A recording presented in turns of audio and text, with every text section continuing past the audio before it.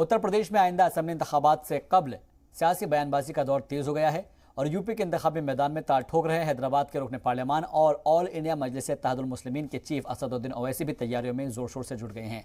ओवैसी ने कोरोना बहरान की दूसरी लहर में रियासत में पानी में तैरती हुई लाशों का मुद्दा उठाते हुए वज़ीर-ए-आज़म नरेंद्र मोदी और यूपी के वज़ीर आला योगी आदित्यनाथ पर निशाना साधा।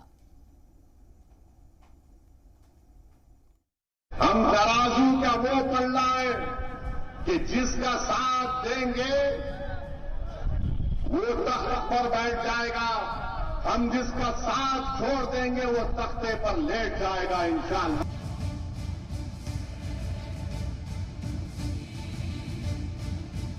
हैदराबाद से रुकने पार्लियामेंट और ऑल इंडिया मजलिस इत्तेहादुल मुस्लिमीन के सदर असदुद्दीन ओवैसी यूपी इंतखाब की तैयारियों में जोर शोर से लगे हुए हैं। ओवैसी ने बहराइच का दौरा किया और वहां एक अवामी जलसे को खिताब किया। ओवैसी ने सीधे तौर पर यूपी के वजीर आला योगी आदित्यनाथ पर इल्जाम आयद करते हुए कहा कि मार्च से जुलाई में जब कोरोना की दूसरी लहर आई तब योगी सरकार ने डॉक्टर्स की तकर्री नहीं की, इससे लोगों की जान चली गई। उन्होंने मजीद कहा कि यूपी के गरीबों की जान नहीं बचा सके, इसलिए पानी में बहा दिया। मैं बीजेपी की सरकार से पूछना चाहता हूं, क्या ये बात सच नहीं है कि जब कोरोना की दूसरी लहर आई, मार्च से लेकर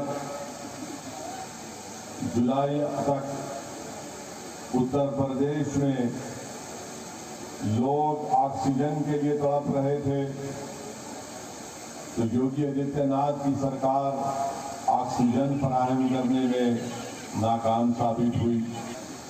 क्या बीजेपी की सरकार ये नहीं जानती कि पानी के ऊपर, तालाब में, कभी गंगा के पानी के ऊपर गरीब उत्तर प्रदेश अवाम की लाशें तीर रही थी और वो लाशें इसलिए तीर रही थी कि बहैसियत मुख्यमंत्री योगी आदित्यनाथ एक नाकाम चीफ मिनिस्टर साबित हुए।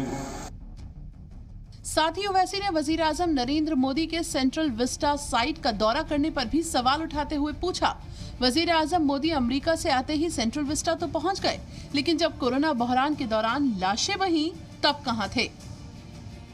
प्रधानमंत्री अमेरिका के दौरे से वापस जैसा ही उतरे, रात में 8:45 पर पार्लियामेंट की नई बिल्डिंग को देखने चले गए और जाकर बड़ा तफसीली मायना किया, घूर कर देखा बिल्डिंग कितनी बड़ी बन रही है, क्या काम हो रहा है। वहां पर पार्लियामेंट की बिल्डिंग पर काम करने वाले मजदूरों से बात की, मगर हम देश के प्रधानमंत्री से पूछना चाहते हैं, जब उत्तर प्रदेश में गरीब आवाम की लाशें पानी पर तीर रही थी, जब उत्तर प्रदेश के अस्पतालों में इलाज के लिए बेड नहीं मिल रहा था, जब उत्तर प्रदेश में गरीब मर रहा था घुट घुट कर, प्रधानमंत्री नहीं आए देखने के लिए क्या हो रहा है, कैसे हो रहा है। राशन मिलना है, राशन। उधर ओवैसी ने अब्बाजान पर मचे सियासी बवाल पर भी तंज कसते हुए कहा कि वजीर आला कहते हैं कि अब्बाजान कहने वालों को राशन मुफ्त मिलता है। अगर ऐसा है तो यूपी में 4 लाख अमवात भुखमरी से क्यों हो गई? मुख्यमंत्री कहते हैं कि मैं राशन सबको देता हूं और उन लोगों को पहले मिलता था जो अब्बाजान कहते थे। हम उत्तर प्रदेश के मुख्यमंत्री से पूछना चाह रहे योगी आदित्यनाथ, क्या ये बात सच नहीं है कि मोदी सरकार ने पार्लियामेंट को ये बताया, भारत की संसद को, लोकसभा को, जो मुल्क की सबसे बड़ी पंचायत है, कि पूरे देश में 9 लाख ऐसे मासूम बच्चे हैं जो भूख और फाका कशी की वजह से कमजोर पड़ चुके। तो लोकसभा में मोदी सरकार ये बताती है कि पूरे मुल्क में 9 लाख अगर बच्चे कमजोरी का शिकार हो चुके हैं भूख और फाकाकशी की वजह से, तो 4 लाख तो सिर्फ उत्तर प्रदेश के थे। क्या ये आपका विकास है योगी आदित्यनाथ?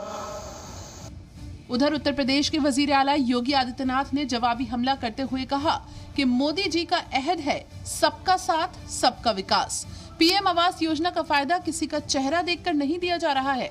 उन्होंने मजीद कहा कि मोदी जी ने खवातीन के लिए इज्जत घर बनाने का काम किया है। पहले बेटियों के साथ तफरीक होती थी, लेकिन अब वो खत्म हो गई है। ओवैसी ने कहा कि उनका मकसद यूपी में मुसलमानों की लीडरशिप तैयार करना है। उन्होंने कहा कि हम अपने हक के लिए लड़ेंगे, सबने हमारे साथ धोखा किया है।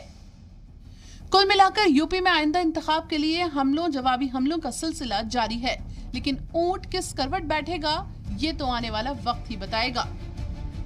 ब्यूरो इनपुट्स के साथ फरीना खान, जी सलाम।